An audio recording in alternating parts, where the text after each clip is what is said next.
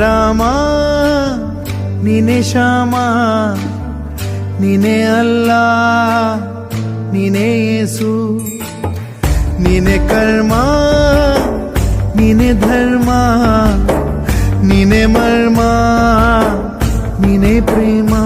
ನಿಮ್ಮ ಜೀವನ ಮಾಲೀಕ ನಾನು, ನಿಮ್ಮ ಪಾಲಿನ ಸೇವಕ ನಾನು. ನನಗೇನು ಹೆಸರಿಲ್ಲ, ಹೆಸರಲ್ಲ